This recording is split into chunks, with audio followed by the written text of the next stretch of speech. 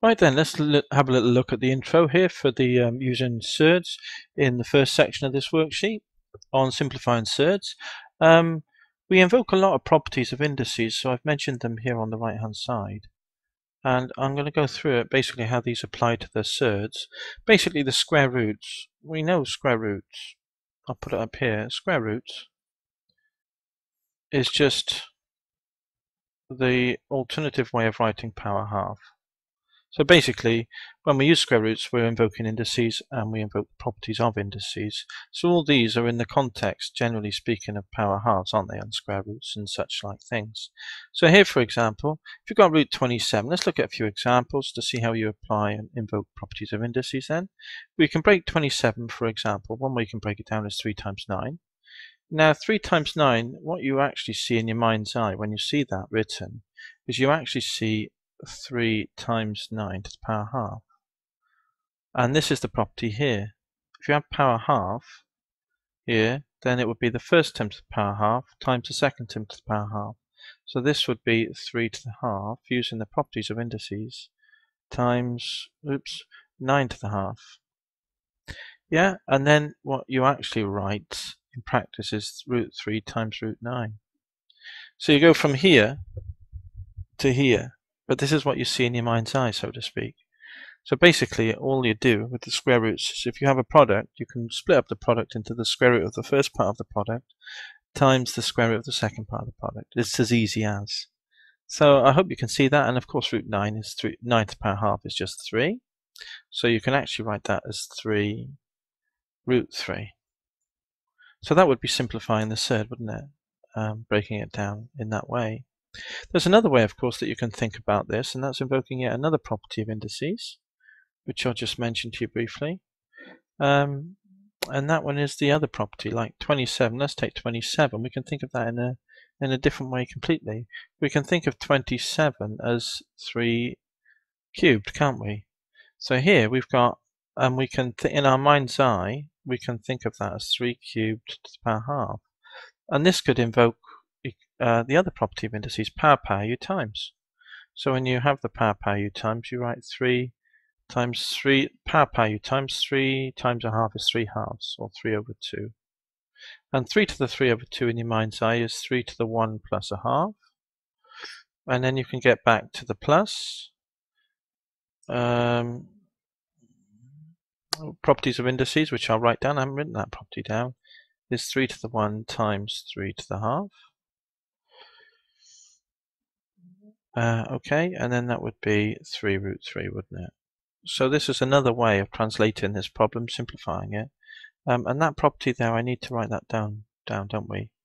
So we have the property of, I'll put it just under here where there's a bit of room. Okay, so what have we got? We've got a to the x plus y is equal to a to the x times a to the y. There's the other property that we've got for indices. Times you add the powers, like so.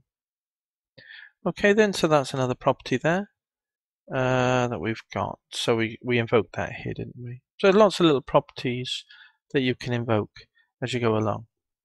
So, okay, I think that's that one done then, and I've mentioned all the properties and the whys and wherefores of doing that sort of problem.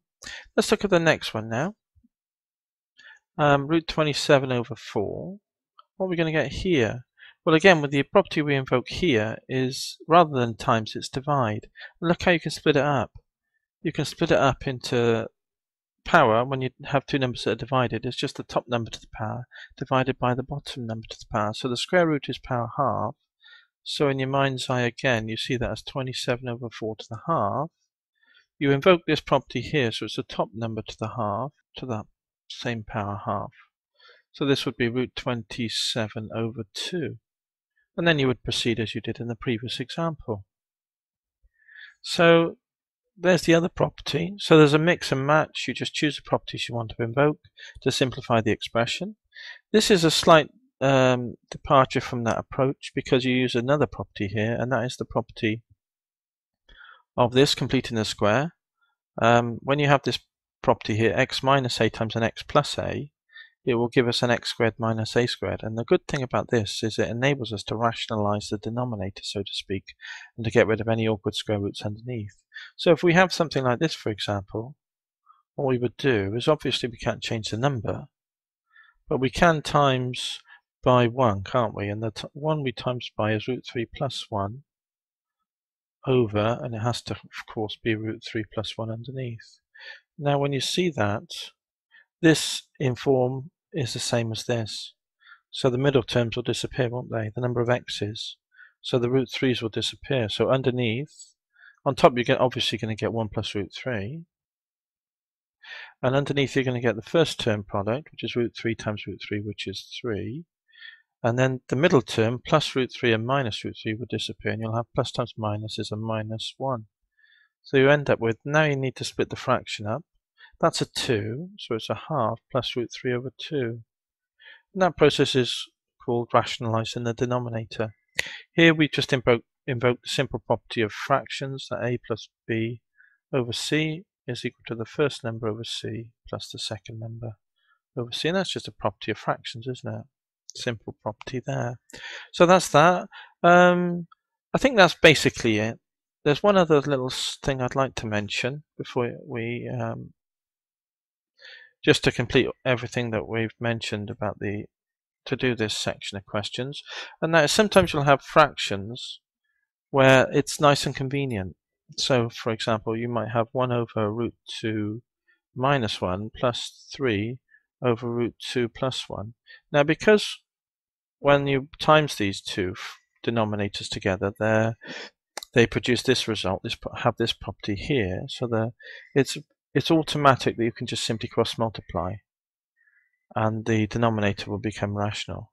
So that's something to observe when you solve these problems, that you can also have that happening, and there are questions on that, so that when you do use the properties of fractions, I'm talking about a plus b times c over d is the cross multiplication of fractions, ad plus cb over bd.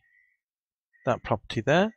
The bd in question would be these two times together, and you can see you're going to get the first product is 2 when you times root 2 by root 2, and then you're going to get minus 1. Plus times minus 1 is minus 1. 2 minus 1 is 1, so this number underneath would simply be 1, and then we could split up the fraction and find the answer.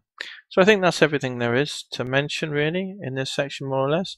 If there's anything else I've forgotten, I'll put in the long click if needed, or any booklet that's associated with this section on reflection. Okay guys, hope you enjoy it, and catch you again in the next section. Cheers!